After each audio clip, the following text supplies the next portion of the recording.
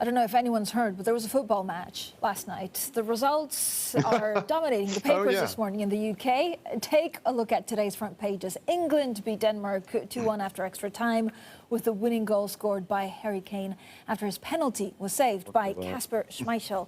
It sets up their first final in a knockout tournament since 1966. They'll be facing Italy in the final, in case anyone didn't know.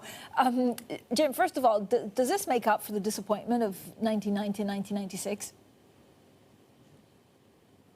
I mean, it's remarkable. I was a very young boy in '66, but I remember watching it on TV in our family living room, and you know, it was I vaguely remember the sort of sense of mood and excitement around that followed, and for our country, with a history of the importance of football and its still ongoing importance as easily the most or the biggest participation sport in the country.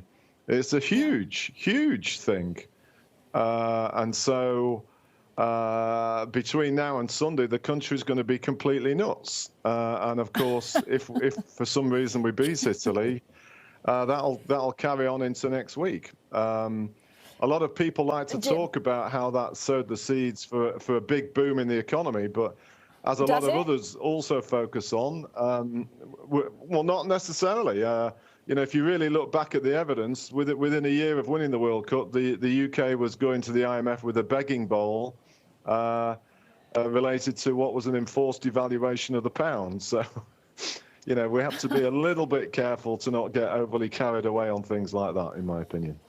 Looks to me, I mean, you're absolutely right. Notwithstanding everything I just said the past 50... Sorry, go on. No, go ahead. Go ahead. No, I was going to ask notwithstanding everything I said the previous 15 minutes, you know, the mood about the UK economy amongst the sell side, and again, I've been guilty from my angle, thinking we're going to have a huge recovery.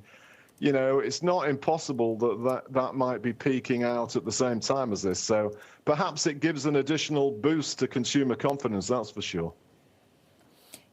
We heard from Gary Neville last night saying Gareth Southgate is a true leader, one of those that we've lacked for years. Do you agree? Yeah, it's fantastic to see the way he presides all of this, and for him to come and face the media within literally minutes of such an emotional experience and have the charm and grace and courtesy is something which is also quite atypical of past England football managers, and certainly, as Gary points out, not exactly what we've become accustomed to with other important figures in the country in recent years. So it is fantastic, and you know, it also is the case that, as demonstrated with one of the players last night, he's pretty ruthless when it comes to making really important decisions during the game. And it's, you know, it's brilliant to see. And maybe he should set up some kind of school for leadership so he can advise some of my pals in Whitehall and maybe me and a few others about how to do it properly.